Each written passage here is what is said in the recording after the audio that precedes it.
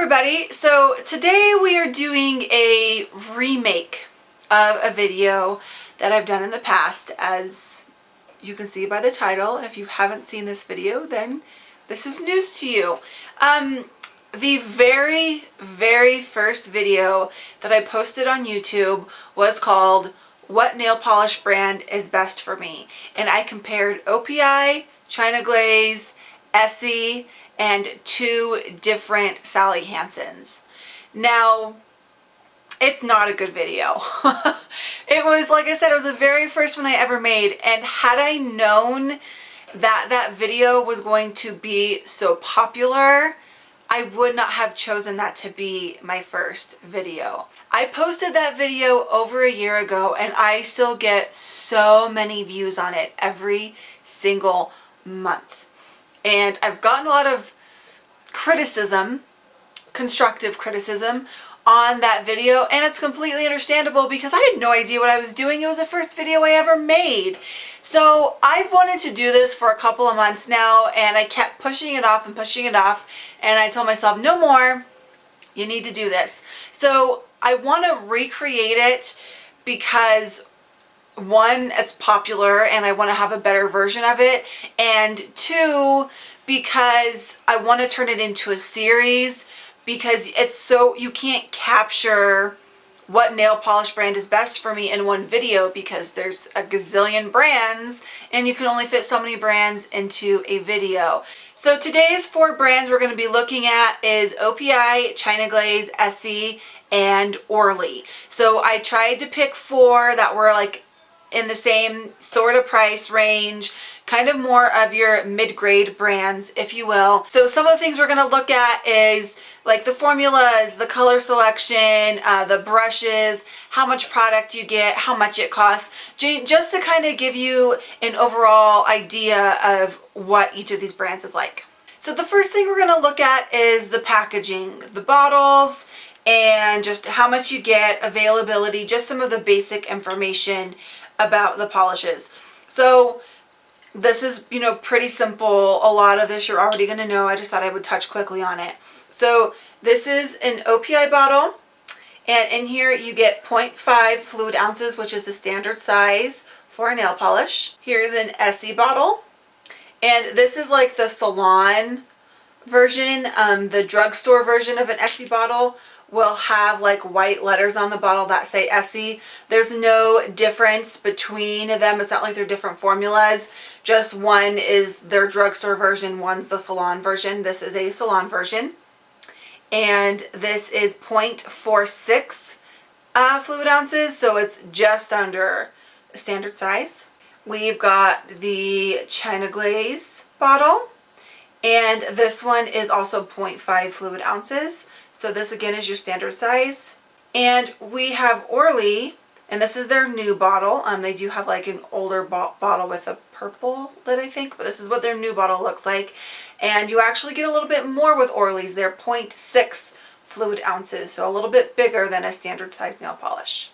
As you can see, all of them are about the same height except for the Essie. The Essie is a lot shorter, and the bottle itself is a little bit smaller. In terms of availability, all four of these are pretty easy to find.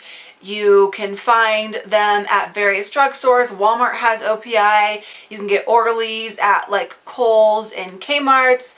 China Glaze you can find at Kmart's as well. Ulta's. Essie's you can find at Walgreens even. So even though these are considered more salon kind of brands, you can find them at drugstores. They're not really any cheaper at drugstores. The price stays the same really no matter where you get them, unless you find them online, which is what I suggest you do because they're a lot cheaper online.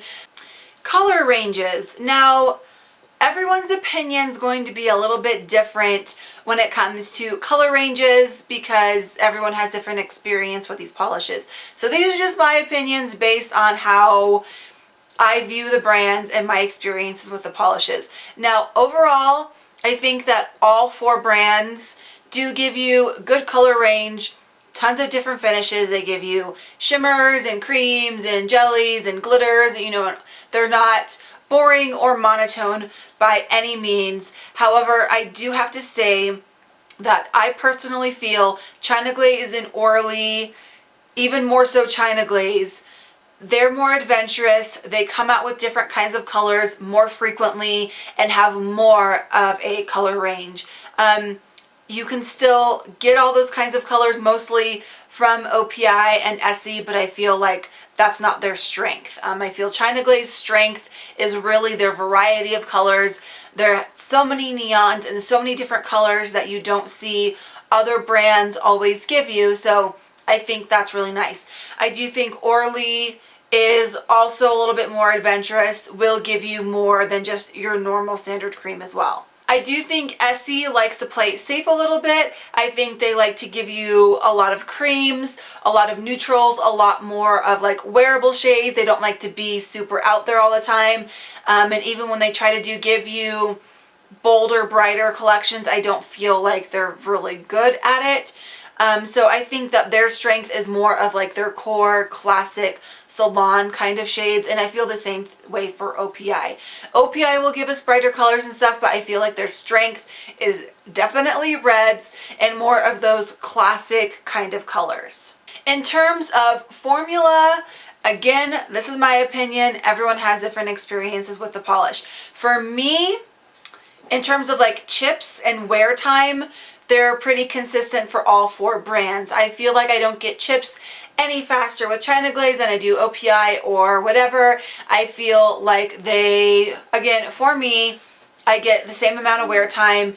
Application and the formula while it's applying though is a little bit of a different story. OPI is amazing. They have really good formulas.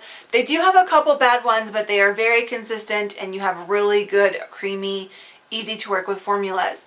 My Orly collection isn't huge, but from the Orlys that I've tried, they are pretty consistent as well. Obviously, within any brand, you're going to have flops. You're going to have ones that aren't so good, but for the most part, I feel like they're very easy to apply and easy to work with. China Glaze is pretty consistent as well. I feel like they have a few more disappointments and a few more polishes that go wah, wah, wah, but for the most part, again, I think they're pretty consistent and they have really good formulas that are easy to work with. Also with China Glaze, I feel that their neons and like their brighter pastel colors are kind of icky formulas. Some of their jellies don't have the best formulas either, but the colors are so fantastic. Deal with the crappy formula, put on a good top coat because it's worth it. So just keep that in mind. Essie, on the other hand, I feel a little bit differently about. I feel Essie is very hit and miss. I would say about half of my Essies I'm in love with and half of my Essies I could care less about.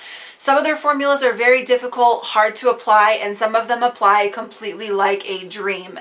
So it's really just going to depend, and I would recommend that you just do your research and look into the specific color, find reviews and stuff before you buy it. The last major point I want to show you and compare is the differences in the brushes. I think this is probably like, in terms of differences between the polishes, I feel like this is the most important factor to look at because the brush completely determines how it's going to apply to your nail. I mean, obviously I know the formula plays a part, but the brush does too. Depending on how big or how small the brush is can completely change how it's going to apply to your nail. So first I'm going to show you all of the brushes individually and then I want to compare them all together. So this first one is an OPI brush, and OPI is known to have nice wide, it's called the Pro Wide brush. So you can see it's a very wide brush and it is thin. So down at the ferrule where it's connected to the stem here, down there, it is flat.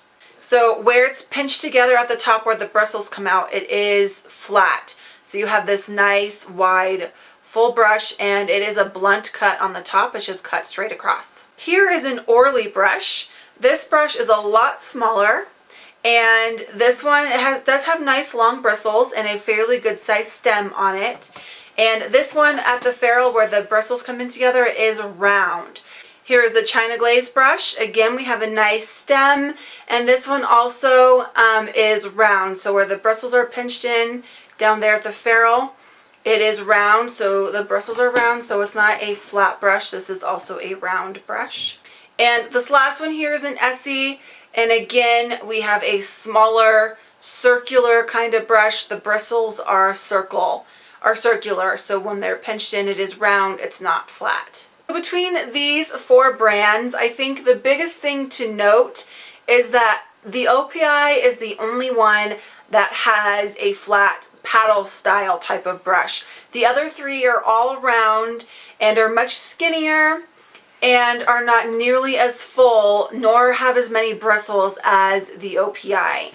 So really the OPI one applies very nicely and requires the fewest amount of brush strokes to get the polish all over your nail. Having said that though, if you have a small nail bed, you might not like the OPI brush because it is so wide. It might cause you to have problems applying it because it's too big for your nail bed. If that's the case, you probably won't like how OPIs apply, but you'll really like how the other 3 brands apply because they all have very similar brush types. I don't mind the brushes so much. I do think that the OPI out of these 4 is the easiest and the smoothest to apply, but that doesn't deter me from grabbing other brands. So for me, the brushes aren't like a huge deal in terms of application. I'll deal with it. I like to look more at color and things, but maybe for you it is a big deal and you want to know about how they apply. The other thing I want to mention is that the Essie cap is a lot shorter. So, you know, the bottle itself is a lot shorter, so the cap's a lot shorter. I mean, if you compare that, there's the OPI compared to the Essie. I mean, it's like 3/4 of the size, not even, maybe like 60% of the size. So if you see that, you know, it's a lot shorter to work with. So when you're holding an Essie cap, when you're polishing your nails, you don't have as much to grab onto, whereas all these other 3 have very similar sizes, as you can see by the height of the bottle. So when I'm holding an OPI, it's a lot more sturdy. I have more to hold onto. Even with the cap on an Orly, there are rubber caps on Orly's, which I think is really awesome, and it has like the grooves on the side. And it has those grooves to help you hold on to the brush. So this one you can really get a good grip because not only is it nice and tall to hold on to, but it has rubber grips for your fingers and it's not going to slide around at all. And then this one is the same material, the China Glaze is the same material as the OPI. The China Glaze is just a little bit smaller, but not really anything worth noting, but it's the same hard plastic. So this one you could hold on to good as well. Let me know too if you think this series is a good idea. I thought it would be kind of fun, kind of a back to basics kind of thing, and really just evaluating the differences between brands. So I thought it would be, you know, it would be cool to do. Thank you guys so much for watching. I really hope that you enjoyed this video and that you found it helpful. I hope you guys are having a great day, and until next time, peace, love, and polish. Bye, guys. Bye. Brenda says bye too.